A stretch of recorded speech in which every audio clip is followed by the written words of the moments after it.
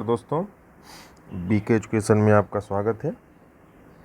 हम जैसा कि हमने स्टार्ट किया था कि डिप्लोमा के लिए डिज़ाइन ऑफ स्टील स्ट्रक्चर हमने स्टार्ट किए थे, जिसमें हम आपको बता चुके थे कि जो चैप्टर फर्स्ट था, जो इंट्रोडक्शन पार्ट था, उसको हम करा चुके हैं। आप जाके हमारे डिस्क्रिप्शन बॉक्स से आप देख सकते हैं, या चैनल से आप हमारे प्लेलिस्ट से वहाँ से आप वीडियो को वॉच कर सकते हैं। तो हम आज स्टार्ट करते हैं चैप्टर सेकंड। आप और लोगों को ये लिंक शेयर कीजिए जल्दी से जल्दी, ताकि उन लोग तक पहुंच सके, क्योंकि आपका एग्ज़ाम 18 तारीख से स्टार्ट है और डीएस और एमएस का पेपर जो है वो आपका 18 तारीख को ही पेपर होगा, ये बीटी यूपी का। तो आप इनको और लोगों को, अपने मित्रों को शेयर कर दीजिए ताकि वो लोग वॉच करें और देखें। तो हम स्टार्ट करते हैं चैप्टर सेकंड। अगर आप चैनल को सब्सक्राइब न किए हों तो चैनल को सब्सक्राइब कर लीजिए और बेल आइकन प्रेस कर लिए, ताकि हम कोई भी वीडियो अपलोड करें तो आप तक पहुंच सके। तो स्टार्ट करते हैं चैप्टर सेकंड। देख रहे हैं स्टील स्ट्रक्चर है, structural steel connection chapter second है। कनेक्शंस के बारे में इसमें हम पढ़ेंगे कि किस तरह से कनेक्शन करना है, क्या जॉइंट किस तरह के होते हैं, क्या मेथड है कनेक्शन करने के, और कुछ इसके जो न्यूमेरिकल्स हैं उसको हम करेंगे। ये चैप्टर आपके लिए बहुत ही इम्पोर्टेंट है। मैं पहले ही बता चुका था कि फर्स्ट और सेकंड चैप्टर जो थ्योरी है वो इम्पोर्टेंट है। इसमें थ्योरी लिमिटेड में है, बहुत ज़्यादा थ्योरी नहीं है, ये आपको बहुत ज़्यादा थ्योरी आपको करना पड़ेगा। तो इसलिए आप इसको ज़रूर देख लीजिए, और जो भी चीज़ें हम बताएंगे आपको कि इम्पोर्टेंट है उसको आप अपने गोल्ड पेपर में स्टार कर लीजिए, स्टार मार्क, ताकि आप उसको इम्पोर्टेंट के रूप में एक बार रिवीजन करके जाएं। तो सब लोग अपना गोल्ड पेपर ओपन कर लेंगे। जिनके पास गोल्ड पेपर नहीं है, अगर मार्केट में अवेलेबल नहीं है, तो हमारे डिस्क्रिप्शन बॉक्स में जाकर टेलीग्राम चैनल ज्वाइन कर लीजिए। वहाँ से आपको गोल्ड पेपर पीडीएफ फाइल मिल जाएगा। और वही कोई में आपको प्रॉब्लम आती है किसी भी टॉपिक पर, तो आप कमेंट बॉक्स में कमेंट ज़रूर करें, ताकि हम उस टॉपिक पे पर्टिकुलरली कोई एक वीडियो बना के अपलोड कर दें कि आपके लिए हेल्पफुल हो जाए। तो चलिए स्टार्ट करते हैं। इसमें पहला क्वेश्चन है, रिवेट जोड़ों के प्रकारों को चित्र बनाकर समझाइए। रिवेट जोड़ों को के प्रकार ये आप देख रहे हैं। तो हम पहले आपको थोड़ा सा जॉइंट बता देते हैं, उसके अंदर ये रिवेट जॉइंट आएगा। क्योंकि ये अभी ये सॉल्यूशन पेपर है, तो हम थोड़ा सा आपको 5 मिनट थोड़ा सा डिटेल्स दे देते हैं कि जो जॉइंट्स होते हैं वो किस किस तरह से जॉइंट्स होते हैं। तो आपको पता ही है कि ये जॉइंट्स जो होंगे, ये स्टील स्ट्रक्चर है। जॉइंट्स मीन्स किसी भी दो मेंबर को आपस में जोड़ने के लिए जो भी अरेंजमेंट हम करेंगे उसको जॉइंट करते हैं। जैसे कि कोई दो मेंबर है, दो मेंबर मीन्स अगर दो प्लेट ही मान ले, सपोज दैट एक प्लेट ये है और कोई एक प्लेट ये है। इन दोनों प्लेटों को अगर हमको जॉइंट करना है आपस में, तो क्या करेंगे, या तो कोई जॉइंट इस पर अप्लाई करेंगे, चाहे वो जॉइंट बोल्ट के माध्यम से करें या रिवेट के माध्यम से करें, या इसमें जो है वेल्डिंग करके करें। तो किसी भी दो मेंबर को हमको जोड़ना है, ठीक है। तो इन दो मेंबर को जोड़ने के लिए हम कोई मेथड अपनाएंगे, ठीक। जैसे कि हम जॉइंट करेंगे, जॉइंट में भी कई तरह के जॉइंट होते हैं। तो हम आपको एक बार डिटेल्स दे देते हैं कि जैसे कि आप जान रहे हैं कि जॉइंट जो होंगे, ये जो जॉइंट होते हैं ये मेनली दो प्रकार के होंगे। एक तो होगा आपका परमानेंट जॉइंट,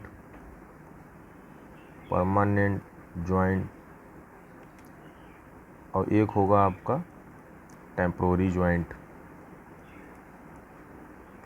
परमानेंट जॉइंट नाम से ही पता है कि एक बार अगर आप उसको जोड़ दिए तो वो ओपन नहीं हो सकता है, मीन्स उसको तोड़ना पड़ेगा या काटना पड़ेगा, तभी वो जॉइंट ओपन हो सकता है।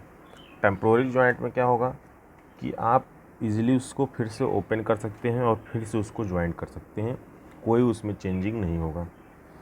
तो परमानेंट जॉइंट में भी कई तरह के जॉइंट होंगे, जैसे कि रिवेट जॉइंट जो होगा, रिवेट जॉइंट जो रिवेट के माध्यम से हम जॉइंट करेंगे। रिवेट जॉइंट जो होगा वो आप क्या है, रिवेट लगाए उसको ज्वाइंट कर दिए। लेकिन क्या होगा कि अगर उसको ओपन करना है तो ओपन करने के लिए हम उसको तोड़ेंगे या काटेंगे रिवेट को, तभी हम ज्वाइंट को ओपन कर सकते हैं। और उसके बाद फिर ये रिवेट ज्वाइंट हो गया। उसके बाद इसमें जो आएगा परमानेंट ज्वाइंट में, वो वेल्डिंग ज्वाइंट होगा। वेल्डिंग ज्वाइंट होगा।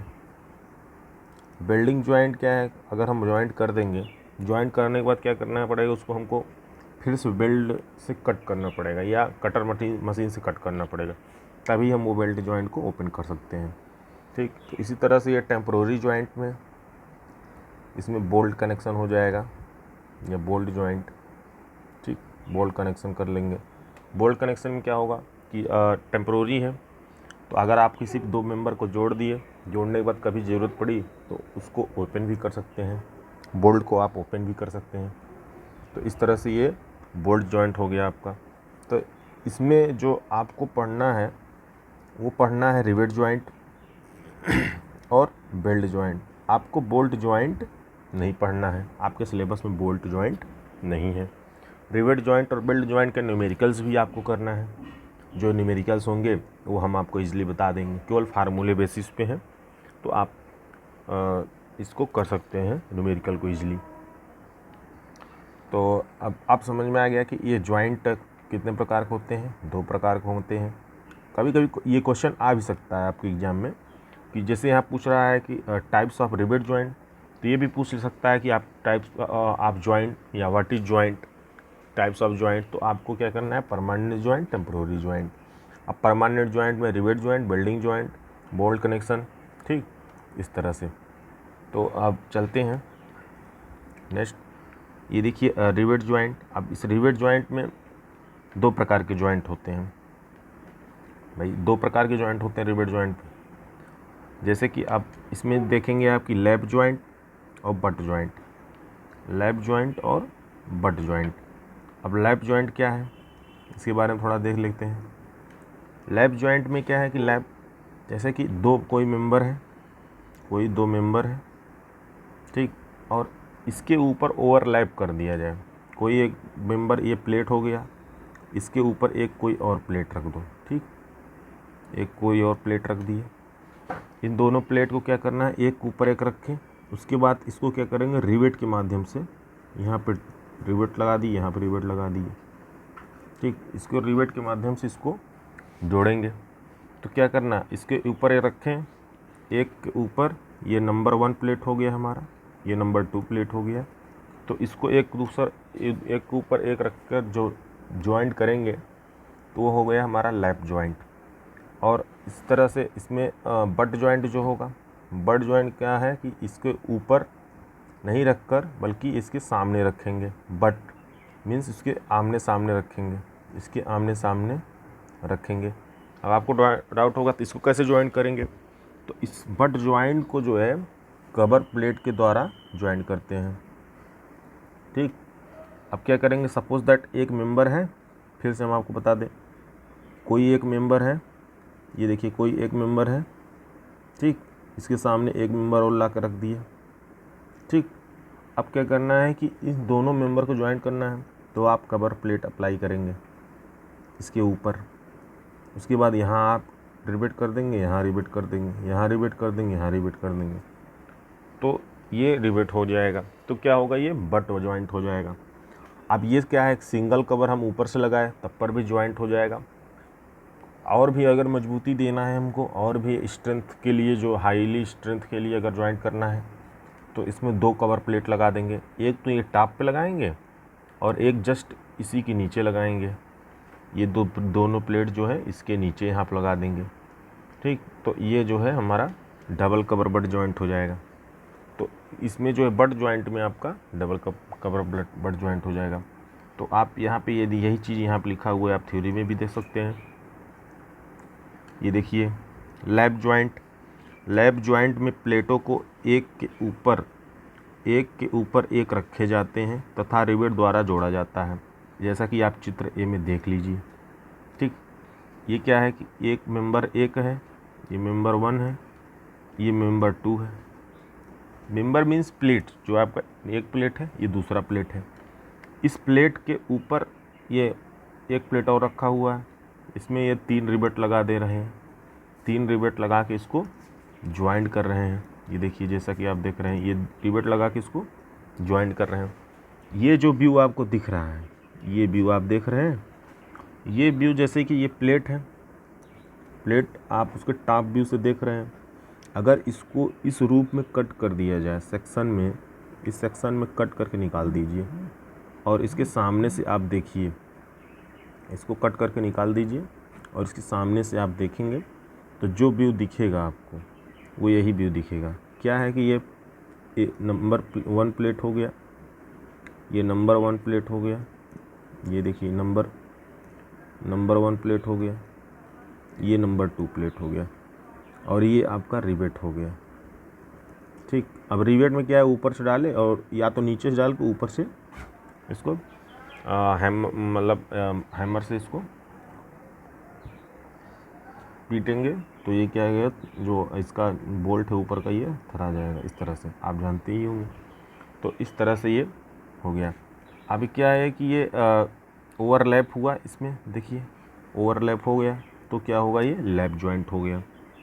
तो एक ऊपर एक रखे जाते हैं, इसलिए आप समझिए एक ऊपर एक ये रखे जाते हैं, तो इसलिए जो है ओवरलैप जॉइंट हो गया। तो अब चलते हैं नेक्स्ट जॉइंट पे। बट जॉइंट एक बार आपको दिखा दी, इसमें लिखा हुआ है कि बट जॉइंट में प्लेटों को एक ही समतल में बताया कि आपको रखे आमने सामने एक दूसरे से सटाते हुए रखा जाता है। इन पर एक या दो कवर प्लेटों को रखते हुए रिवेट द्वारा जोड़ा जाता है। या तो आप केवल सिंगल टॉप पे रख के जोड़ दीजिए, या तो उन दोनों प्लेटों के टॉप और बॉटम पे दोनों पे रख के जोड़ सकते हैं, तो और इसमें मजबूती आ जाएगी। ठीक, अब क्या है, सामान्यतः कवर प्लेट की मोटाई थिकनेस ऑफ कवर प्लेट मुख्य प्लेट की मोटाई के 5/8 गुना रखी जाती है।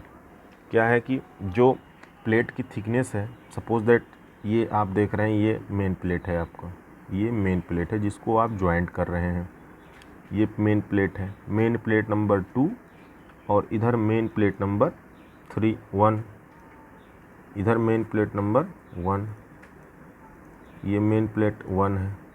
ठीक, ये मेन प्लेट 1, ये मेन प्लेट 2। अब इस पे कवर प्लेट लगा हुआ है, कवर प्लेट 1, ये देखिए कवर प्लेट 1 और इधर कवर प्लेट 2, अब 2 रिवेट के माध्यम से इसको जोड़ रहे हैं। तो इसकी जो थिकनेस होगी, ऐसे ही पहले एक हम समझ लेते हैं कि जो मेन प्लेट की थिकनेस है, वो थिकनेस, ये कवर प्लेट की थिकनेस हमेशा क्या होगा कि कवर प्लेट की थिकनेस जो है हमेशा कम रहेगी मेन प्लेट से। ये नहीं कि मेन प्लेट 10 mm की है और हम कवर प्लेट 12 mm की लगा दिए, तो ऐसे भी नहीं चलेगा। तो हमेशा जो है मेन प्लेट कवर प्लेट से ज़्यादा रहेगा या कवर प्लेट मेन प्लेट से कम रहेगा। ठीक है, तो इस तरह से जो इसका स्टैंडर्ड है कि ये 5/8 गुना मेन प्लेट से रहेगी। जितना अगर 10 सपोज दैट 15 mm का, सपोज दैट 16 mm का आपको मेन प्लेट है, तो 5/8 गुना मीन्स 8 दूनी 16, तो 5 दूनी 10, तो 10 mm का आपको कवर प्लेट अप्लाई करना है। ठीक है, तो आप ये ज़रूरी नहीं है कि 10 mm में 5 डिवाइड कर लीजिए, 2 प्लेट लगा रहे हैं, ऐसा नहीं है। आप इसको 10 mm का अप्लाई करिए और इसको आप 10 mm का अप्लाई करिए, आपका ये 16 mm कवर प्लेट है। ठीक है, इस तरह से ये हो गया आपका लैप और बट जॉइंट। अब इसमें अगर देखेंगे कि लैप जॉइंट भी कितने प्रकार के होते हैं, लैप जॉइंट और बट जॉइंट, इसमें जो रिवेटिंग की प्रक्रिया है वो अलग अलग होती है। जैसे कि लैप जॉइंट अगर देखें, सिंगल रिवेटेड लैप जॉइंट और सिंगल रिवेटेड बट जॉइंट। जो सिंगल रिवेटेड अगर कह दिया तो क्या है कि इसमें जो रिवेटिंग करने का प्रोसेस है वो सिंगल रिवेटेड अगर कह रखा है तो सिंगलिंग एक ही लाइन में, जैसे कि ये एक लाइन में है, एक लाइन, एक रिवेट यहाँ लगा दी, एक रिवेट यहाँ लगा दी, एक रिवेट यहाँ लगा दिए, तो एक ही लाइन में आया, ये एक ही लाइन में आ रहा है, तो ये हो गया सिंगल रिवेटेड। अगर यही जैसे एक लाइन है और ये प्लेट और बड़ी होती यहाँ तक, ठीक, तो एक रिवेट और यहाँ लगा देते इस तरह से, एक लाइन और हो जाती। तो ये डबल रिवेटिंग हो गया, ये डबल रिवेटिंग हो गया। ठीक, अब ये एक लाइन में अगर लगा है सिंगल रिवेटिंग, 2 लाइन में लगा है तो डबल रिवेटिंग, 3 लाइन में लगा है तो ट्रिपल रिवेटिंग। इस तरह से ये हो जाता है।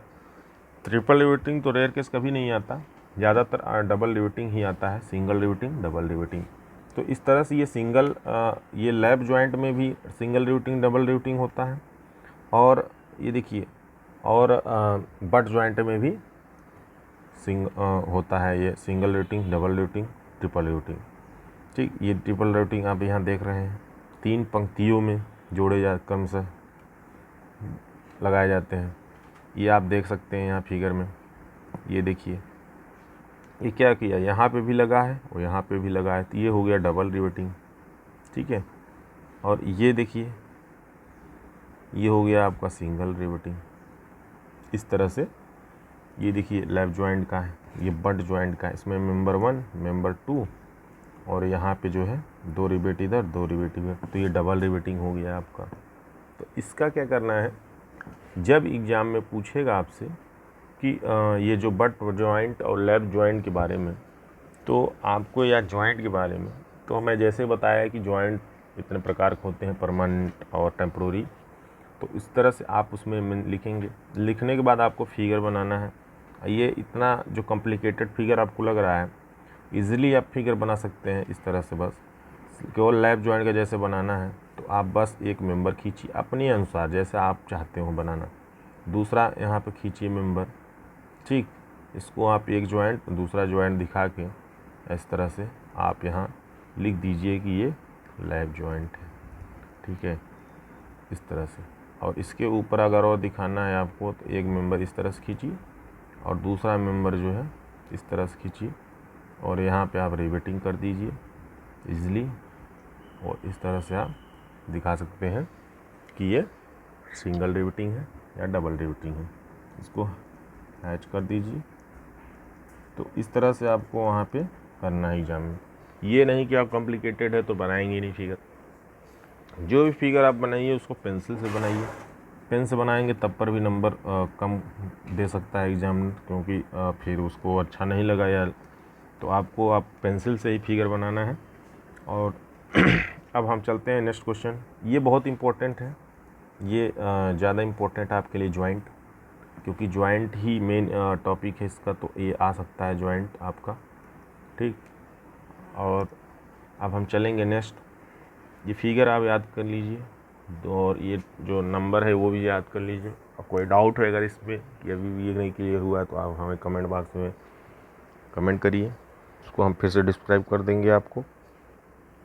चलिए वेल्ड कनेक्शन को दर्शाने, देखिए वेल्ड कनेक्शन आ गया। अभी हम रिवेट कनेक्शन की बात की, किस तरह से ज्वाइंट करते हैं रिवेट कनेक्शन को। अब हम बात करेंगे कि वेल्ड कनेक्शन को कैसे ज्वाइंट करते हैं। 2 ही हमको पढ़ना है, तीसरा नहीं पढ़ना है, बोल्ट नहीं पढ़ना है। कुछ लोग इंग्लिश वाले स्टील स्ट्रक्चर की बुक लिए होंगे, इसके दुग्गल की, ठीक, उससे पढ़ रहे होंगे। स्टील स्ट्रक्चर की बुक लिए होंगे इंग्लिश में, इंग्लिश वर्जन में। हिंदी में तो दिया ही नहीं होगा, हिंदी की जो बुक है आपकी, ठीक, स्टील स्ट्रक्चर की एस.के. दुग्गल की जो बुक लिए होंगे, ठीक, उसमें जो है सब दे रखा है। उसमें रिवेट भी दे रखा है, वेल्ड भी दे रखा है, बोल्ट भी दे रखा है। तो आपको बोल्ट वहाँ से नहीं पढ़ना है, ये ध्यान दे लीजिए। बोल्ट आपको नहीं पढ़ना है क्योंकि आपके सिलेबस में नहीं है। आप पता चला पढ़ के जाइए, उसका न्यूमेरिकल भी करके जाइए और वहाँ पे आया ही नहीं, तो ये नहीं पढ़ना है। इस चीज़ का ध्यान देना है ज़रूर कि क्या आएगा क्या नहीं आएगा। मैं बता दिया हूँ आपको टॉपिक भी कि जो आगे के 4 टॉपिक हैं वो ज़रूर आएंगे, उसमें की थ्योरी आएगा। पहले जो हमारे वीडियो है, पहले वीडियो ज़रूर वॉच करें, कंप्लीट वॉच करिए, उसमें देखिए मैं क्या क्या बताया हूँ। बीच बीच में आपको स्टेप बता रहा हूँ किस तरह से एग्ज़ाम में लिखना है, ठीक है। तो हम अब चलते हैं नेक्स्ट क्वेश्चन पे। नेक्स्ट क्वेश्चन ये देखिए, बेल्ट को दर्शाने के लिए कौन कौन से चिन्ह का प्रयोग किए जाते हैं। चिन्ह अगर ये कह रहा है जो, तो ये दर्शाने के लिए मीन्स कि जो वेल्ड कनेक्शन हम करेंगे वो किस किस तरह से वेल्ड कनेक्शन करेंगे। क्या है कि जो 2 मेंबर को जोड़ना है, 2 मेंबर जोड़ने के लिए कोई प्रक्रिया तो होगी बिल्डिंग करने की। ये नहीं कि लगाए वो बेल्ड कर दिए आपस में सटा के, ऐसा भी नहीं है। तो इसलिए जो है ये सपोज दैट प्रक्रिया जो चिन्ह कह रहा है, इसमें क्या करेंगे, सब ये देखिए वेल्ड के चिन्ह को अलग अलग इसका नेम मतलब कनेक्शन है। तो इसमें पहले हम देख लेंगे कि ये ओपन, ठीक, ये वी दोहरा एकल दोहरा, ये वी शेप यू शेप, ठीक है, दोहरा यू शेप। अब ये आप देखिए कि एक एक को हम समझते हैं। खुला वर्ग है ये, मतलब ओपन है। ओपन में क्या है कि ये मेंबर 1 है और ये मेंबर 2 है। अब इन दोनों मेंबर को वेल्ड करना है आपस में, भाई ज्वाइंट करना है तो वेल्ड करना पड़ेगा ना। तो वेल्ड करना है दोनों मेंबर को, तो क्या करना है, वो आपस में उनको सटा देंगे इस तरह से, थोड़ा सा गैप छोड़ेंगे, थोड़ा सा गैप छोड़ के इसमें जो है वेल्डिंग कर देंगे इस तरह से, ठीक, इस तरह से वेल्डिंग कर दिए, क्या होगा, ये मेंबर आपस में जुड़ जाएगा वेल्डिंग से। तो ये हो गया खुला वर्ग मीन्स ओपन, ठीक है, ओपन वेल्डिंग, ये चिन्ह है इसका, ठीक। अब इस तरह से एकल वी मीन्स सिंगल वी, जैसे ये दो मेंबर है, ये देखिए ये दूसरा मेंबर है, ये पहला मेंबर है, इसमें क्या किए, इन दोनों मेंबर को ज्वाइंट करना है, तो ये वी शेप बना दिए। वी शेप बना के इसमें जो है वेल्डिंग करके इसको फिलअप कर दिए वेल्डिंग से, वेल्डिंग मटेरियल जो होता है नहीं, उसे फिलअप कर दीजिए। अभी क्या होगा, जुड़ जाएगा, जुड़ गया ये, तो ये सिंगल वी हो गया। तो आपको याद कैसे करना है, पहला तो ओपन हो गया, दूसरा सिंगल वी याद करना है, ठीक, उसके बाद सिंगल और डबल वी याद करना है, दूसरा सिंगल वी फिर डबल वी। अभी हम बता दे रहे हैं डबल वी क्या है।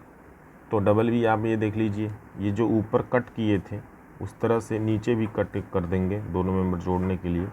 तो यहाँ पे फिल करेंगे और यहाँ पे फिल करेंगे, वेल्डिंग जो करेंगे तो वो आपका डबल वी हो जाएगा, ठीक।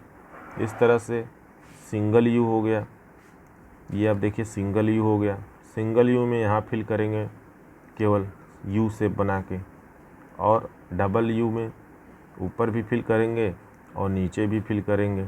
ये देखिए ऊपर भी फिल कर रहे हैं हम और नीचे भी फिल कर रहे हैं, तो ये डबल यू हो गया। तो आपको इसको 5 ही है, इसमें आपको याद करना है open, single V, double V और डबल यू और सिंगल यू। तो इस तरह से आप इसको याद कर सकते हैं। इसमें दो और ये देखिए इसमें जे है, सिंगल जे है, इसमें ऐसे भी कर सकते हैं। सपोज दैट ये एक मेंबर है और ये दूसरा मेंबर है, अब इसको ज्वाइंट करना है। ज्वाइंट करने के लिए क्या करेंगे, इसको किसी ये एक मेंबर को प्लेन रखिए, दूसरे मेंबर को जे के शेप में कर दीजिए, तो ये हो गया। इसमें वेल्डिंग करेंगे आप, ठीक, इसको वेल्डिंग जो कर देंगे तो इस तरह से ये सिंगल जे हो गया, डबल जे हो गया। एक इसमें जे शेप इधर बनाएंगे, जे शेप इधर उल्टा तरफ बनाएंगे। तो ये दो मेंबर को जोड़ने के लिए जो हम मेथड अपनाते हैं अलग अलग तरीके से, वो हमारा वेल्डिंग जॉइंट में आता है। तो ये डबल जे हो गया। उसके बाद आपको एकल वीवेल है और दोहरा वीवेल है। वीवेल में क्या करना है कि ये जो शेप है, ये आप देख रहे हैं, ये जो शेप है, ये शेप को एक तरह से अगर देखा जाए तो ये यू ही की तरह है, बट थोड़ा सा चेंज ये है कि आगे जो है इस तरह से नुकीला थोड़ा सा होता है। उसके बाद यहाँ पे जो मटेरियल फिल करके फिर वेल्ड कर देंगे वो हमारा हो जाएगा सिंगल वीवेल और डबल वीवेल।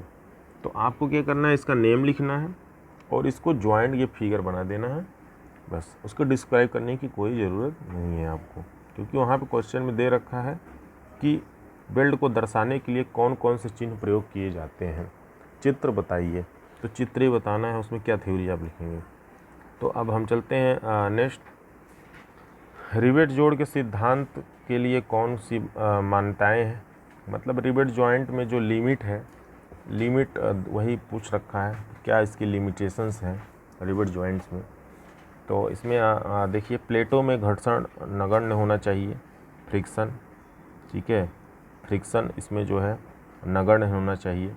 प्लेटों में एक समान प्रतिबल वितरण होता है, ठीक है। क्या है, घर्षण कैसे नगण्य होगा, ये जैसे सपोज दैट एक प्लेट यहाँ लगा रहे हैं, एक प्लेट यहाँ लगा रहे हैं। अब इसमें क्या है, घर्षण रहेगा आपस में एक दूसरे की प्लेट में। जैसे ये यहाँ पे इस टेंशन में होगा, ये टेंशन में होगा, तो इन दोनों के बीच जो घर्षण होगा अगर, तो क्या होगा, प्लेट में घिसाव होगा, तो वो हमारे लिए क्या होगा, हानिकारक हो जाएगा। भाई प्लेट घिसेगा, बार बार तनेगा और थोड़ा सा इधर उधर हल्का फुल्का होगा, आधी सेंटीमीटर जो भी, तो क्या होगा, वो घिसेगा। तो इसलिए प्लेट में नगण्य होना चाहिए, इसकी ये लिमिटेशंस है। प्लेटों में एक समान प्रतिबल वितरण होता है। अगर ये प्लेट, ये देखिए प्लेट को अगर यहाँ टेंशन में किए इस तरह से, तो एक समान इसमें स्ट्रेस लगेगा टोटल प्लेट पे, ठीक है। ये भी इसके लिमिटेशंस हैं। बेंडिंग मोमेंट में विचार में नहीं लाया जाता है, इसमें बेंडिंग मोमेंट का कोई सवाल ही नहीं है। अगर ये प्लेट सपोज दैट यही मेंबर ले लेते हैं, नंबर 2 मेंबर, नंबर 1 मेंबर, इसमें कहाँ बेंडिंग हो रहा है, कोई बेंडिंग नहीं हो रहा है। इसमें तो टीयरिंग होगा, ज़्यादा लोड पड़ेगा तो यहाँ से ये मेंबर क्रैक होने लगेगा प्लेट, या तो बोल्ट क्रैक होने लगे, रिवेट क्रैक होने लगेगा। तो ये क्या होगा, सीयरिंग होगा, ना कि बेंडिंग मोमेंट होगा। इसलिए बेंडिंग मोमेंट का इसमें कोई क्वेश्चन ही नहीं बनता है, ठीक। अब इसमें देखिए विश्लेषण में गणना हेतु कुल व्यास डायमीटर लिया जाता है, ये ग्रॉस डायमीटर लिया जाता है। अब इसमें हम अगर देखें ग्रॉस डायमीटर क्यों लिया जाता है, ये आप सोचेंगे सर 10 mm का रिवेट है, 10 mm का रिवेट है, 10 mm का रिवेट है, तो हम इसमें ग्रॉस डायमीटर क्यों लें। अगर 10 mm का रिवेट जो होता है, जो इसका ये जो होल करेंगे इसमें, ये जो होल करके तभी तो इसमें रिवेट डालेंगे, तो ये होल करेंगे, ये होल अगर ये 10 mm है तो इसका जो होल होगा इससे 10 mm रिवेट से इसका होल ज़्यादा रहेगा। इसलिए कि जब हम रिवेट लगाएंगे 10 mm को, तो ऐसा नहीं कि 10 mm का रिवेट है और 10 mm का होल कर दिए, तो क्या होगा, रिवेट तो ईजिली चला जाएगा। लेकिन जब रिवेट को आप ऊपर से थरेंगे, पीटेंगे, तो रिवेट की जो सैंक है उसका, ये जो सैंक है रिवेट का, इस तरह से ये सैंक जब इस यहाँ से पिटाई इसको करेंगे, तो ये सैंक जो इसका डाया अगर 10 होगा, 10 से इंक्रीज करेगा कि नहीं करेगा, इंक्रीज करेगा। जब प्रेस करोगे तो ये दबेगा, ये थोड़ा सा इंक्रीज कर जाएगी इधर से, फिर दबेगा तो इंक्रीज करेगा। तो यहाँ पे क्या होगा, इंक्रीज कर ही नहीं पाएगा भाई, स्पेस ही नहीं, 10 mm का बोल्ट है और रिवेट है और 10 mm का तुम होल कर रखे हो, तो नहीं होगा। तो इसलिए इसका डाया कुछ ज़्यादा रखा जाता है। तो जो ये डाया ज़्यादा रखेंगे, सपोज दैट ये 10 mm है, तो इसका जो रखेंगे ये 11.5 रहेगा या फिर 12 रहेगा, ठीक है। तो इसलिए जो है ज़्यादातर ये हम आपको बता दें 2.5 ये जो है बढ़ा देते हैं 1.5 mm। तो ये क्या होगा, जब ज़्यादा रहेगा तो आप जब पीटेंगे तो बढ़ जाएगा और उसमें अच्छे से पैक्ड हो जाएगा। तो इसलिए वो जो टोटल डाया होगा होल का, जो टोटल डाया होल का होगा, टोटल डाया, ठीक, होल का डाया, वही ग्रॉस डायमीटर लिया जाता है कैलकुलेशन में इसके, ठीक है। जोड़ पर आने वाले सभी रिवेटों में संवितरित मान लिया जाता है। जोड़ पर आने वाले भार, अब जैसे इसमें 4 रिवेट लगा हुआ है, ठीक। अब इस पर जो लोड पड़ेगा, ये ऐसा नहीं है कि हम इसको बोलेंगे नहीं इस पर ज़्यादा लोड लग रहा है, इस पर कम लोड लग रहा है, ठीक, इसको ज़्यादा लोड रहा है, इस पर कम लोड लग रहा है, ऐसा नहीं मानेंगे। तो ये जो 4 है, 4 पे समवितरित भार, अगर 10 किलो न्यूटन का भार लग रहा है तो 10 में सबको डिवाइड कर देंगे, मतलब समवितरित भार सब पे लगेगा, ठीक है। तो ये हो गया आपका जोड़ पर आने वाले भार सभी रिवेटों पर समवितरित माना जाता है। रिवेट की अनुप्रस्थ काट, ट्रांसफर सेक्शन और शियर स्ट्रेस एक समान यूनिफॉर्म माना जाता है। अब यही चीज़ देखिए, जैसे शियर स्ट्रेस लगा, जो स्ट्रेस शियर स्ट्रेस इस बोल्ट पे लगे, उन रिवेट पे लगेगा, वही शियर स्ट्रेस इस पे भी लगेगा, वही इस पे भी लगेगा, वही इस पे भी लगेगा, क्योंकि लोड ये प्लेट है, प्लेट को आप टेंशन में रखेंगे तो इन चारों बोल्टों पर शियरिंग होगी। जो शियरिंग एक बोल्ट होगा वही शियरिंग सभी बोल्ट होगा। ट्रांसवर्स सेक्शन अनुप्रस्थ काट पर वही जो शियरिंग ये जो सेक्शन होगा इसके, इन सब सेक्शनों पे सेम शियर लगेगा। अब इसमें क्या है, बियरिंग स्ट्रेस प्लेट व रिवेट के बीच एक समान वितरित माना जाता है। जो इसका धारण प्रतिबल होगा, बियरिंग स्ट्रेस प्लेट व रिवेट के बीच एक समान वितरित माना जाता है। जो ये रिवेट है और ये जो रिवेट है और ये जो प्लेट है, इन पे जो बियरिंग स्ट्रेस होगा, मीन्स कि जैसे एक टेंशन में डालेंगे तो क्या होगा कि बोल्ट पे कुछ बियरिंग स्ट्रेस पड़ेगा और इस पे पड़ेगा। जब इधर टेंशन में रहेगा तो बोल्ट क्या होगा, एक तरफ से बोल्ट पे बियरिंग होगी और प्लेट पे बियरिंग होगी, तो दोनों पे क्या है, समान जो है बियरिंग होगी। ठीक है, इसकी ये भी लिमिटेशंस हैं। अब विश्लेषण के लिए सामान्यतः पिच की लंबाई को में विचार में लिया जाता है। पिच की लंबाई, पिच क्या चीज़ है, पिच आप देख लीजिए, पिच क्या चीज़ है। ये जो रिवेटिंग हम करते हैं, रिवेटिंग, ये जो रिवेटिंग कर रहे हैं, रिवेटिंग कुछ गैप होना चाहिए। ऐसा है नहीं कि हम एक होल यहाँ डाया बनाए, एक यहाँ बना दी, एक कम बना दी, एक ज़्यादा बना दी। जो रिवेटिंग करने की है, उन दो होल जो डायमीटर होते हैं, जो होल करते हैं प्लेट में, उन दोनों प्लेट होलों के जो सेंटर टू सेंटर डिस्टेंस, इसको बोलते हैं पिच। ठीक है, ये पिच होती है। ये पिच मतलब एक समान रहता है। जो अलग अलग रिवेट होते हैं, उन चारों रिवेटों में जो पिच होगा, अगर ये 15 mm पिच है तो ये 15 mm पिच है। इस तरह से हम पिच फाइंड आउट करते हैं फार्मूले के द्वारा। तो ये पिच जो है एक समान रहता है। तो इसको हम विचार में लाते हैं, इसलिए लाते हैं कि क्योंकि अगर ये पिच कम ज़्यादा हो जाएगा तो लोड वो डिस्टर्ब हो जाएगा, एक समान वितरित लोड नहीं लगेगा। अगर समान वितरित लोड नहीं लगेगा तो क्या होगा कि ये कहीं पे पता चला यहाँ पे टीयरिंग होने लगेगा, पता चला यहाँ पे प्लेट फट गया, भाई यहाँ ज़्यादा लोड लग रहा है, यहाँ कम लोड लग रहा है। तो इस तरह से जो है इसमें पिच भी एनालिसिस में लाया जाता है। तो अब हम न्यूमेरिकल पे चलते हैं, इसका कुछ न्यूमेरिकल देख लेते हैं। उसके बाद आपका ये जो है चैप्टर लगभग ख़त्म ही हो जाएगा। उसके बाद हम वेल्डेड जॉइंट और डिफरेंस देख लेंगे। थोड़ा सा हम डिफरेंस पहले देख लेते हैं, उसके बाद फिर हम न्यूमेरिकल पे चलते हैं।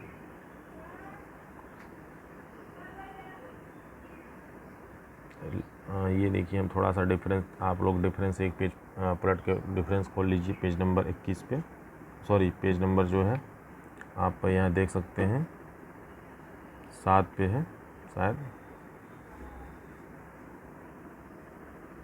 ठीक है, डिफरेंस आप ओपन कर लीजिए, क्या डिफरेंस है उसको हम एक बार देख लेते हैं। डिफरेंस में आप देख, ये रिवेट जॉइंट और वेल्डिंग जॉइंट का डिफरेंस आता है। अक्सर ये आता है एग्जाम में पूछ लेता है कि difference between rivet joint and welding joint. ठीक है, तो इसको आपको याद रखना है। रिवेट जोड़ महंगे होते हैं, ठीक, और अपेक्षाकृत मितव्ययी होता है। अब आप रिवेटिंग करने जाएंगे तो अलग अलग रिवेट का कॉस्ट लगेगा। रिवेट करने की प्रक्रिया जो होती है वो भी बहुत टिपिकल है। और वेल्डिंग में क्या होती है कि वो मेंबर को टच कराए और सीधे वेल्डिंग कर दिए, तो ये थोड़ा सा सस्ता पड़ता है वेल्डिंग। ठीक है, रिवेट जोड़ वेल्डिंग की अपेक्षा क्रम सुदृढ़ होते हैं। थोड़ा देखने में तो अच्छा कम लगता ही है भाई अगर रिवेटिंग है, और ये अपेक्षा की अधिक सुदृढ़ होते हैं। ये और ज़्यादा अच्छा लगता है और ज़्यादा कम्प्लीटेबल मतलब रहता है, बिल्डिंग करा जो कर लेते हैं। अत्यंत कुशल कारीगर की आवश्यकता होती है। ठीक, रिवेटिंग करने के लिए अत्यंत कुशल कारीगर की आवश्यकता है।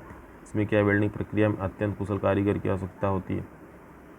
ठीक है, इसमें जो इसमें ये गलत दे रखा है, इसमें जो है आपका रहेगा कि रिवेटिंग के लिए जो है अत्यंत कुशल कारीगर की आवश्यकता नहीं होती है, क्योंकि रिवेट कोई भी कर सकता है। अगर इसमें जो सॉफ्ट रिवेटन होगा उस तरह से ये अलग अलग रिवेटिंग होता है, लेकिन वेल्डिंग करने के लिए एक अत्यंत कुशल कारीगर की आवश्यकता आपको पड़ेगी ही पड़ेगी। ठीक है, रिवेट की गई संरचना देखने में अधिक सुंदर नहीं लगती है, जाहिर सी बात है, अच्छी ज़्यादा नहीं लगे। इसमें क्या है, वेल्डिंग में अच्छी लगेगी। रिवेट की गई सतह की दक्षता कम होती है क्योंकि इसमें छिद्र होते हैं। अब जगह जगह से अगर प्लेट को छिद्र रिवेट करने के लिए कर देंगे तो प्लेट की स्ट्रेंथ तो जाहिर सी बात है कम हो जाएगी।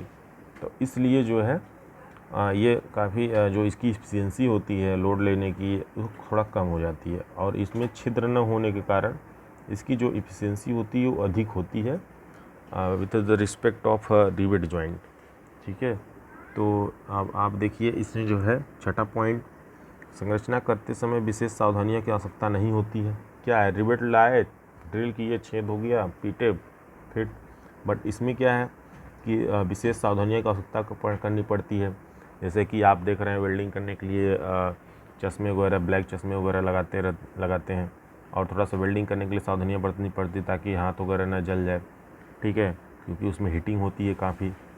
तो इस तरह से जो है उसमें काफ़ी सावधानियाँ बरतनी पड़ती है। और अनुरक्षण एवं रोगन करने में अधिक व्यय आता है। क्या है, जगह जगह जब रिवेटिंग रहेगा और हम इसको पेंटिंग वगैरह जब करेंगे या मेंटेनेंस करेंगे तो इसमें काफ़ी पैसा खर्चा हो जाता है। अब इसमें क्या है कि जब वेल्डिंग कर देंगे उतना इसमें पैसा खर्चा नहीं होता है उसकी अपेक्षा, ठीक, कम खर्चा होता है। इसमें विद्युत की आवश्यकता नहीं होती है, इसमें कोई विद्युत की आवश्यकता नहीं है। क्या है कि आप हैमर लाए, हथौड़ी लाए और उसके बाद उसको लगाए, पीटे, हो गया। इसमें क्या है कि बिना लाइट के ये को वेल्डिंग होगा ही नहीं। तो इस तरह से ये डिफरेंस आप इसमें देख लीजिएगा। तो डिफरेंस आप ज़रूर याद करके जाइए, और वैसे भी अपने से ही आप एक बार पढ़ लेंगे तो डिफरेंस लिख सकते हैं, क्योंकि आप इजली मार्केट में भी देखते रहते हैं किस तरह से रिवेटिंग वगैरह होता रहता है। तो अब हम चलते हैं नेक्स्ट न्यूमेरिकल पे। थोड़ा न्यूमेरिकल पे चलते हैं।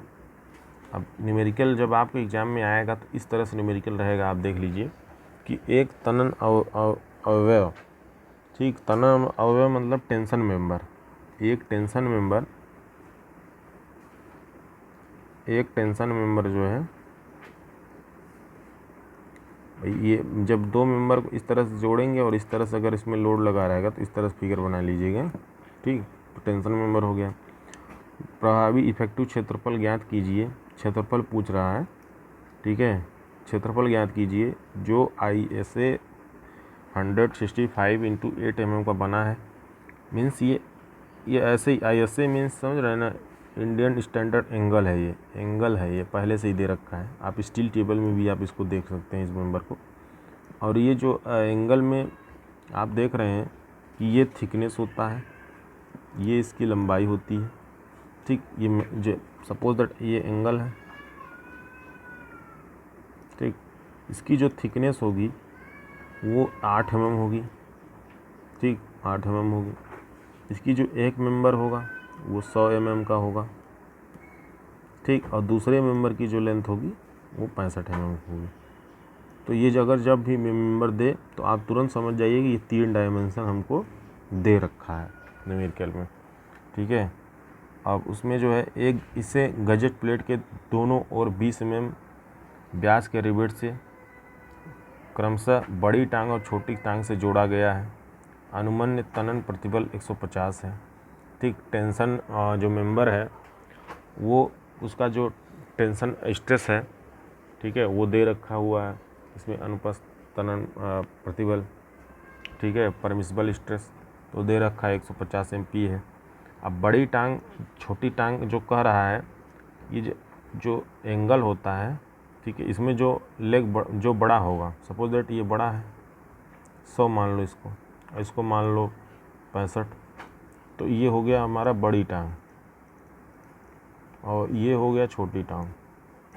मीन्स ये जो आपका है लेग में, ये बड़ा लेग हो जाएगा और ये छोटा लेग हो जाएगा इस तरह से, ठीक। अब ये गजेट प्लेट के साथ जोड़ा गया है। अब एक बार इसको थोड़ा सा फिगर आपके दिमाग में बना ले। देखिए ये रहा, एक गजेट प्लेट हो गया, ये गजेट प्लेट हो गया, ठीक। गजेट प्लेट में कोई भी एक प्लेट हो गया जिसके साथ इसको जोड़ना है। भाई डायरेक्ट आप एंगल को तो नहीं जोड़ सकते, इस तरह से एंगल को आप जोड़ेंगे तो क्या होगा, उसमें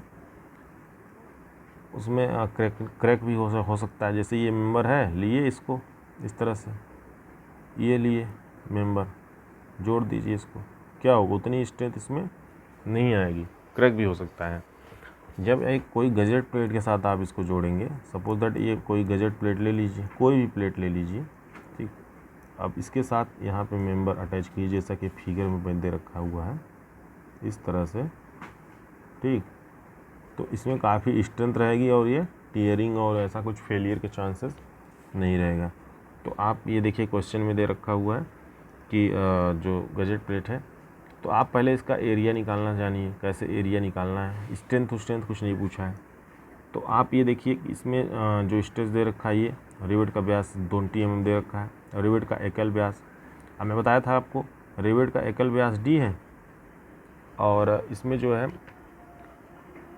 1.5, ये देखिए इसमें 1.5 ऐड कर दे रहे हैं। ठीक, तो इस तरह से 1.5 आपको ऐड कर देना है, तो इसका जो ग्रास डायमीटर है वो निकल जाएगा 21.5। ठीक है, तो इस तरह से इसमें ऐड कर देना है। तनन अवयव का परिमाप अब अभी दे रखा हुआ है 165 × 8। तो स्टील टेबल से आप क्या करना है, उसका एरिया लिख लेना है। स्टील टेबल में बोला था ना, आपको लेके ही जाना पड़ेगा, तभी आप कोई भी न्यूमेरिकल कर सकते हैं, विदाउट उसके नहीं कर सकते हैं। फिर आप यहीं बैठिए, एरिया निकालते रहिए।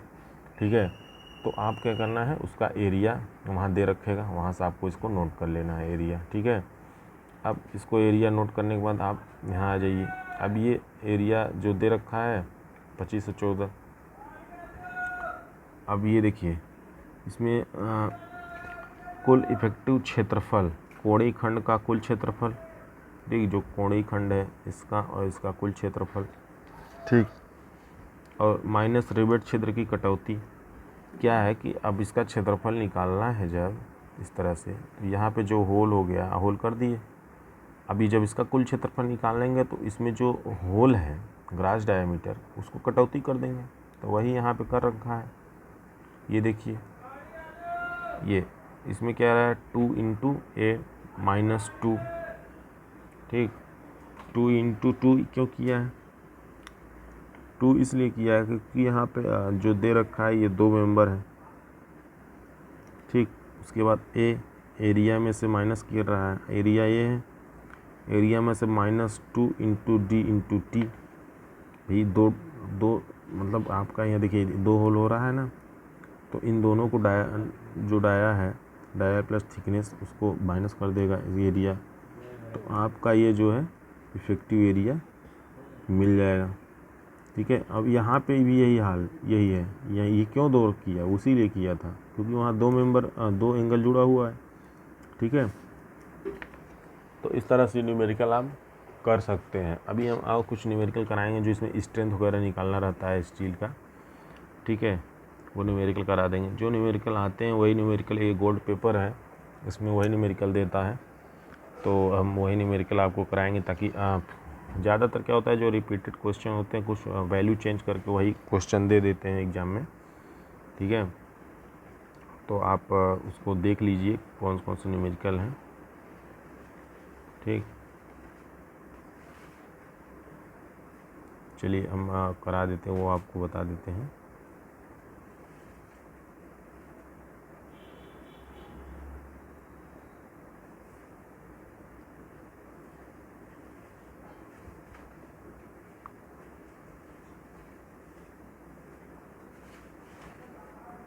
चलिए थोड़ा सा बेल्ट के बारे में पढ़ लेते हैं, उसके बाद फिर और न्यूमेरिकल पे चलते हैं। अब ये देखिए वेल्ड का परिमाप, फिलेट वेल्ड का परिमाप और फिलेट वेल्ड की प्रभावी कंठ की मोटाई, इफेक्टिव थ्रॉट थिकनेस। ठीक है, अब ये क्या होता है, अभी आपको हम डिटेल्स दिखा देते हैं इसमें। फिलेट परिमाप में डायमेंशन ऑफ फिलेट वेल्ड। अब इस तरह से क्वेश्चन जो आएगा इसमें देखिए तरह तरह के जो होते हैं मेंबर, उसके अलग अलग है। तो इसमें लेग लेंथ है, टांग लंबाई। यह संलग्न क्षेत्र फ्यूजन जोन में बने त्रिभुज की 2 समान भुजाओं में से एक के बराबर होती है। ठीक है, अब ये जो लेग लेंथ होती है, अब यहाँ से ये जो फिगर बना है, इसी फिगर के द्वारा हम आपको बता दे रहे हैं। ये देखिए फिगर बना हुआ है, फिगर को आप ध्यान से देखिए अपने क्वेश्चन पेपर में। तो ये देखिए इसमें जो होगा ये जो हम इसमें वेल्डिंग करेंगे, सपोज दैट ये 2 मेंबर है, ये एक मेंबर है, ठीक, ये दूसरा मेंबर है। ठीक है, अब इसको आपस में जोड़ना है। इसको जोड़ने के लिए क्या करेंगे कि ये जो यहाँ पे ये इस तरह से ये बनाएंगे जॉइंट के लिए, वेल्डिंग करेंगे। ये वेल्डिंग पार्ट है, इतना ही वेल्डिंग करेंगे इसमें। ठीक है, तो इसमें जो ये इस तरह से ये जो वेल्डिंग कर रहे हैं, इस तरह से जो वेल्डिंग कर रहे हैं, ये हो जाएगा हमारा लेग लेंथ। ये लेग लेंथ हो जाएगा, एक लेग लेंथ इधर हो जाएगा।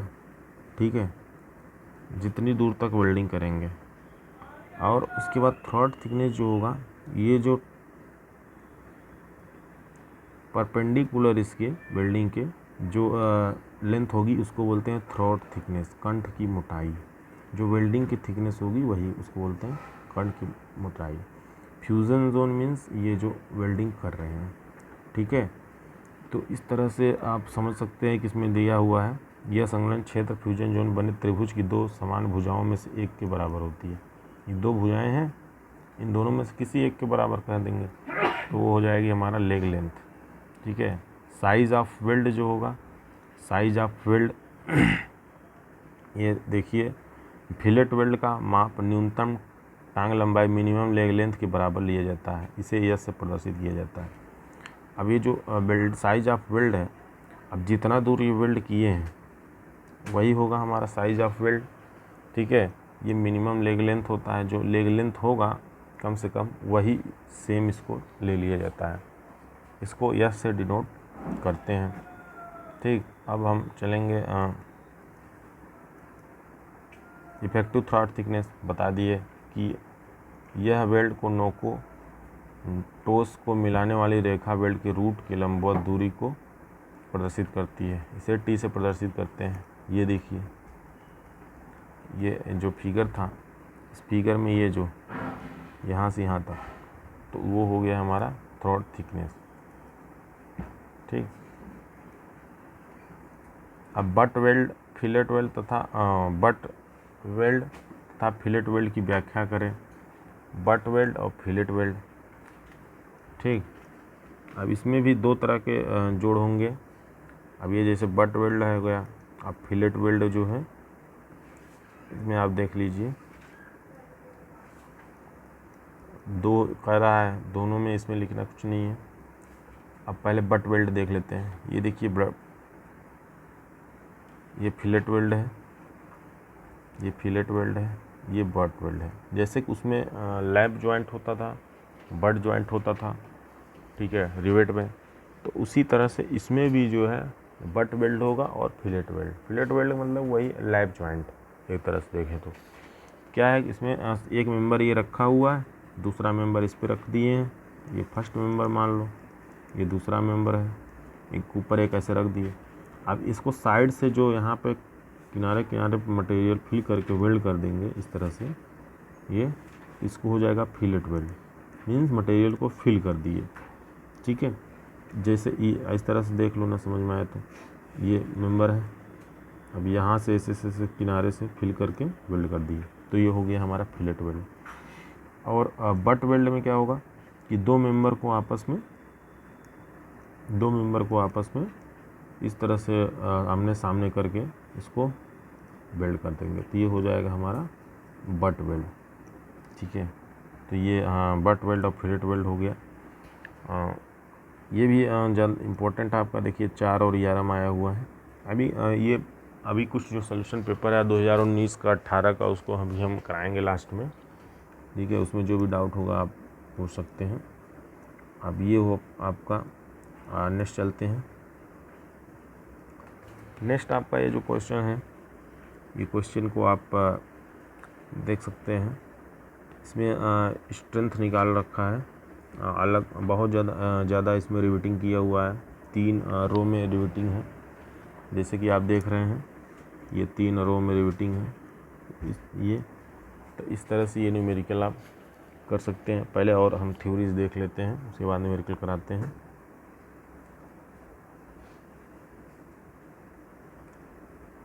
अब ये देखिए, पहले फेलियर आ जाइए आप, ये बहुत इम्पोर्टेंट है, ये फेलियर भी आपका बताया था आपको, थ्योरी फर्स्ट और सेकंड की चैप्टर से ज़्यादातर आता है, और लास्ट के 2 चैप्टर से ही थ्योरी आएगी ज़्यादा। तो हम चलते हैं रिवेट जॉइंट में, ये रिवेट जोड़ों की विफलता मीन्स फेलियर, जो रिवेट के हैं 3 फेलियर होते हैं मेनली, होते तो वैसे 5 फेलियर हैं, लेकिन आपको यहाँ पे मेनली 3 ही फेलियर दे रखा है, क्योंकि आपका ज़्यादा सिलेबस लेंदी नहीं है डिप्लोमा में, तो इसमें 3 फेलियर दे रखा है, tension failure, shear failure, bearing failure. आपको यही 3 ही फेलियर पढ़ना है, और कुछ ज़्यादा फेलियर आपको नहीं पढ़ना है, क्योंकि वैसे तो अगर आप देखेंगे बीटेक वगैरह में तो उसमें 5 फेलियर 6 फेलियर दे रखा है, ठीक है, उसमें और भी सारे फेलियर होते हैं, तो इसमें केवल 3 ही फेलियर आपको देखना है। Tension failure, shear failure, bearing failure. अब हम एक एक करके समझते हैं। अब जैसे कि ये देखिए टेंशन फेलियर है। टेंशन फेलियर में आप देखिए, आप नाम से ही आपको पता चल जाएगा कि इसमें दर्शित जोड़ों को यदि क्रमशः रिवेटों के बीच पिच लंबाई के समान अलग बहुविभाजित करें तो अब चित्र ऐसा बनेगा। अब मैं आपको दिखा दूं फिगर के द्वारा, ठीक, फिगर के द्वारा बता दूं आपको कि क्या इसमें किस तरह से फेलियर होगा। ये देखिए, अब जैसे सपोज दैट ये आप ज्वाइंट किए, लैब ज्वाइंट कर दिए, एक मेंबर ये हो गया, दूसरा मेंबर ये हो गया, ठीक, एक मेंबर ये हो गया, दूसरा मेंबर ये हो गया। इस तरह से ये इसका सेक्शन व्यू है, देख सकते हैं। अब आप इसको टेंशन में डाल दिए, ठीक, इसको यहाँ पे खींचिए, इसको इस तरफ खींचिए, लोड पड़ रहा है। लोड पड़ने के कारण जहाँ से हम रिवेटिंग किए हैं, ये रिवेटिंग किए हैं, तो इसमें लोड पड़ने के कारण क्या होगा कि ये जो है यहाँ से ही ये फेल हो जाएगा। ये जो बोल्ट है इस तरह से, इस यहाँ से इसे कट के इस तरह से, ये देखिए इस तरह से जब लोड आप पड़ेगा तो इस तरह से ये कटेगा, इस तरह से कट के इतना प्लेट इधर निकल जाएगा और इतना प्लेट इधर निकल जाएगा, मतलब प्लेट ही कट हो जाएगा। तो ये हमारा क्या होगा, टेंशन फेलियर हो जाएगा, ठीक। यहाँ से कट के इस तरह से देखिए ये फिगर बन रहा है, ये फिगर बन रहा है। अब क्या होगा कि यहाँ से ये कट के आधा उधर निकल जाएगा, आधा इधर निकल जाएगा। अब बोल्ट वैसे को वैसे ही रहेगा, तो ये क्या होगा, प्लेट कट हो गया, ये टेंशन फेलियर हो गया, ठीक है। इसको आपको लिखना है और इसका फिगर बना देना है, ठीक। अब इसका जो है कुछ फार्मूलेज हैं, फार्मूला हम देख लेते हैं। अब टेंशन फेलियर में क्या है, फार्मूला भी फाइंड आउट करने के लिए उसको अलग अलग कोई प्रोसेस नहीं है, उसमें बस फिगर से ही आप पता चल जाएगा आपको, ठीक, फिगर से ही आपको पता चल जाएगा। ये देखिए फिगर में जैसे पीटी देख लीजिए, इसको डिनोट करेंगे पीटी से, टेंशन फेलियर को, ठीक है। अब प्लेट का बीसी लंबाई पर काट क्षेत्रफल, जो बीसी लंबाई है उसका क्षेत्रफल, ये देखिए, ये जो फिगर है, ये छोटा वाला फिगर से समझ लेते हैं। ये जो बीसी है ये क्षेत्रफल, ठीक, ये जो लंबाई है इसका क्षेत्रफल, ठीक। उसके बाद मल्टीप्लाई अनुगैर तनन प्रतिबल, परमिसिबल स्ट्रेस जो है वो है इसमें, उसे मल्टीप्लाई कर देंगे तो हमारा तनन सामर्थ्य निकल जाएगा। टेंशन में जो स्ट्रेंथ होगा निकल जाएगा। भाई ये स्ट्रेंथ होगा, अगर इतनी स्ट्रेंथ इसमें नहीं आ रही है, ठीक है, या कैसे पता चलेगी, जैसे किसी स्ट्रेंथ के लिए डिज़ाइन करना है और उतनी स्ट्रेंथ यहाँ पे आनी चाहिए, तो नहीं तो वो फेल कर जाएगा।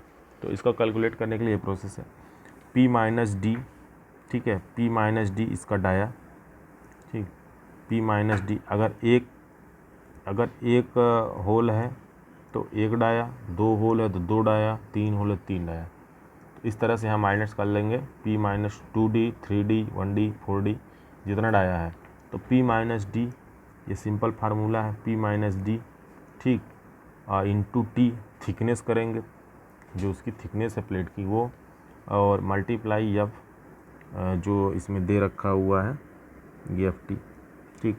अब कितने रिवेटिंग है ये भी ध्यान दे लेना है, इस तरह से जितने रिवेटिंग है उतने यहाँ मल्टीप्लाई कर देना है नंबर्स में, तो ये हमारा निकल जाएगा ये टेंशन में तनन सामर्थ्य, मतलब टेंशन स्ट्रेंथ में, ठीक है। अब हम बात करेंगे शियर फेलियर की। शियर फेलियर में क्या होगा कि जो बोल्ट होगा वो बोल्ट फेल कर जाएगा, ठीक है, जो बोल्ट होगा वो बोल्ट फेल कर जाएगा। जैसे ये मैं आपको फिगर बना के समझा दूँ, ये देखिए एक प्लेट है, ये दूसरा प्लेट है, ठीक। अब इसमें कोई एक रिवेट लगा दीजिए, ठीक। अब इसको टेंशन करिए, इसमें खींचिए, ठीक, टेंशन करें, खींचेंगे, जब लोड पड़ेगा तो ये तो रिवेट क्या करेगा, ये कट होके उधर चला जाएगा और ये आधा कट होके इधर चला जाएगा, इधर चला जाएगा, ये कट होके उधर चला जाएगा।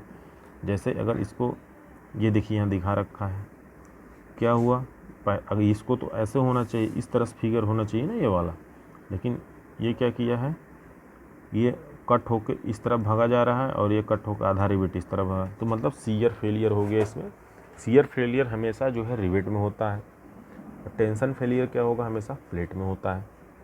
तो ये आपका कट होकर इधर भाग गया। तो अब हम इसमें क्या करेंगे, रिवेट का ही निकालेंगे शियर फेलियर।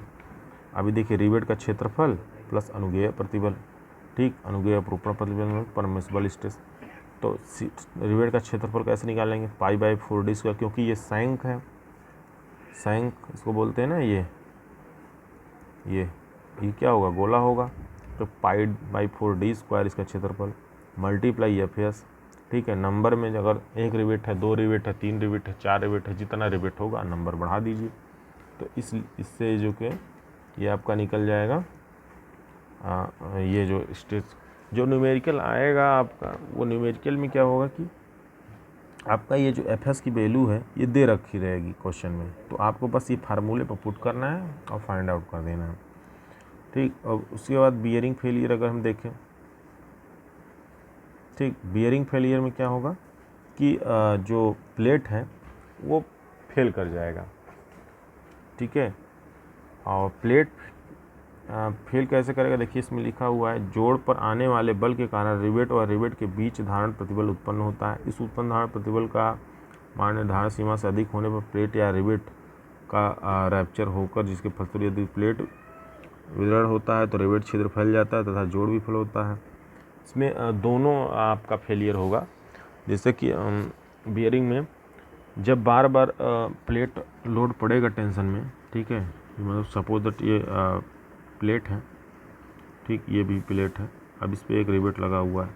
अब इस पर जब ये लोड पड़ेगा, या तो बार बार ये जो सैंक है, सैंक पतला होने लगेगा, क्योंकि भाई इधर से लोड पड़ेगा, इधर से लोड पड़ेगा बार बार। जब इधर तनेगा तो इधर लगेगा, इधर तनेगा तो इधर लगेगा। तो ये बार बार इसको जो है जो रिवेट है उसका सैंक पतला होता जाएगा। तो क्या होगा, उसमें रैप्चर होगा। जो पतला होगा तो वही तो रैप्चर होगा। अब प्लेट में भी क्या होगा कि जो जहाँ पे है, तो ये यहाँ पे ये प्लेट, ये भी थोड़ा गैप ज़्यादा हो जाएगा। जो डाया है उसका ग्रास डाया वो बढ़ जाएगा, ठीक है। तो इसमें भी फेलियर होगा। इसको भी इस तरह से बियरिंग फेलियर कहते हैं इसको, ठीक।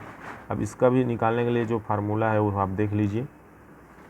इसमें जो होगा फेलियर वो PB धारण क्षेत्रफल अनुगेय प्रतिबल, ये दे रखता है एग्जाम मतलब क्वेश्चन में। अब इसमें देखिए डाया का ही तो निकाल रहे हैं इसमें, तो डाया इंटू T, ठीक है, और इंटू FB। अगर थिकनेस देखिए मुख्य प्लेट की मोटाई ये है, ठीक, प्लेट की मोटाई, और डाया जो दे रखा है इसका वो डाया, इसमें जो डाया लेंगे वो ग्रास डाया लेंगे, ये भी ध्यान दीजिएगा आप, ठीक है।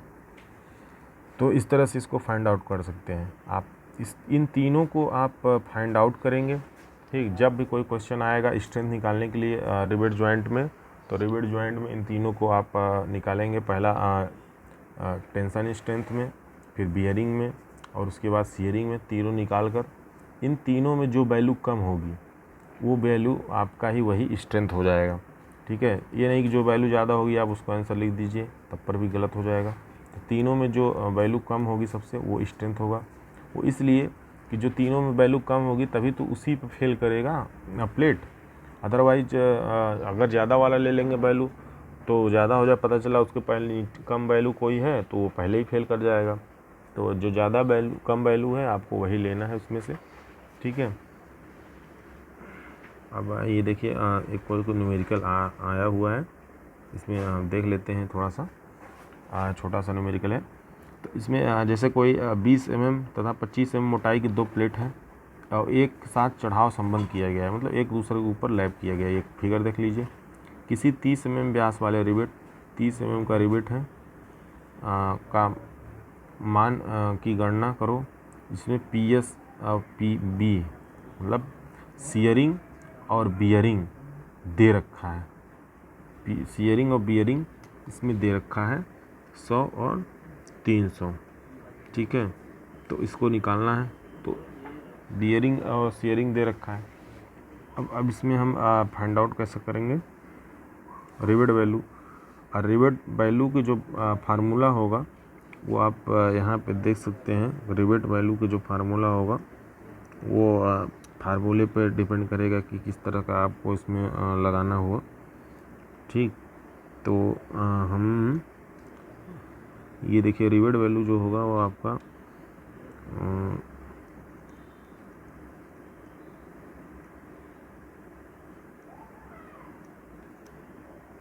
रिवेट वैल्यू के लिए आपको क्या करना पड़ेगा, ये देखिए आपको यहाँ से फार्मूला लगाना है। इसका जो एरिया है रिवेट का, उस एरिया को मल्टीप्लाई कर दीजिएगा जो आपका ये शियरिंग है, शियर स्ट्रेंथ है, तो आपका रिवेट वैल्यू निकल जाएगा। ठीक है, रिवेट वैल्यू इक्वल होगा आपका जो एरिया होगा ए इंटू ये पी एस। ठीक है, जो शियरिंग होगा उसका, तो वो रिवेट वैल्यू निकल आएगा आपको। ठीक, तो इस तरह से आप इसको न्यूमेरिकल को भी कर सकते हैं इजली। ठीक, अब ये हम आपको बता ही दिए थे अभी रिवेट और वेल्डिंग जॉइंट में जो डिफरेंस है। अब हम थ्योरी तो आपको क्लियर कर दिए हैं, कुछ न्यूमेरिकल पार्ट बचा है, थोड़ा सा और थ्योरी कवर कर लेते हैं। अभी आप उतना न्यूमेरिकल पार्ट के चक्कर में ना रहिए, पहले थ्योरी क्लियर कर लीजिए, क्योंकि थ्योरी आपका आ सकता है ज़्यादा चांस है, और आ जाएगा तो आपका तो मतलब क्वेश्चन छूटेगा भी नहीं। ठीक है, अब हम न्यूमेरिकल आपको करा देंगे। अब एफिशिएंसी अगर रिवेट का निकालना है तो एफिशिएंसी आप देख लीजिए, इसका फार्मूला दे रखा है एफिशिएंसी के लिए। जोड़ की वास्तविक सामर्थ्य अपान ठोस प्लेट की सामर्थ्य मल्टीप्लाई 100। ठीक है, तो ये आपके एफिशिएंसी निकल जाएगा ठोस प्लेटों की सामर्थ्य में P into T into FT। ठीक है, तो अब चलते हैं नेक्स्ट, रिवेट और रिवेट मान क्या होते हैं और रिवेट मान कैसे ज्ञात किया जाता है, इसके बारे में थोड़ा सा देख लेते हैं। उसके बाद हम रिवेटिंग के तरीके क्या हैं इसको देख लेंगे। उसके बाद कितने प्रकार के रिवेट होते हैं वो थोड़ा सा देखेंगे, और उसके बाद फिर आपका जो है ये लगभग थ्योरी पार्ट जो है हम ख़त्म कर देंगे। ठीक है, तो अभी इसका जो चैप्टर सेकंड का जो मतलब मैं सेकंड पार्ट अलग से एक वीडियो बनाता हूँ, क्योंकि काफ़ी लंबा ये वीडियो हो जाएगा तो आपके लिए वॉच करने में भी दिक्कत होगी, तो इसका काफ़ी हम लंबा वीडियो बनाते हैं अभी। मतलब सेकंड पार्ट बनाएंगे, तो सेकंड पार्ट में हम यहाँ से थ्योरी कवर करेंगे। अभी के लिए बस अभी इतना ही देख लेते हैं। अब उसमें जो है आपको न्यूमेरिकल भी करा देंगे और थ्योरी भी करा देंगे, तो आपको जो सेकंड पार्ट में होगा और भी न्यूमेरिकल कराएंगे और ये आपको थ्योरी भी और हो जाएगा। तो सेकंड पार्ट में आपको हम यहाँ रिवेट मान से स्टार्ट करेंगे। ठीक है, ओके, और लोगों को भी आप शेयर कर दीजिए जल्दी से वीडियो, ताकि वो लोग भी इसको जुड़ जाएं, क्योंकि आपका 18 तारीख से एग्ज़ाम है। एक हफ्ते तक आपको ये वीडियो डेली ये 2 से 3 वीडियो मिल जाएगा, स्टिल आपका हम कंप्लीट कर देंगे।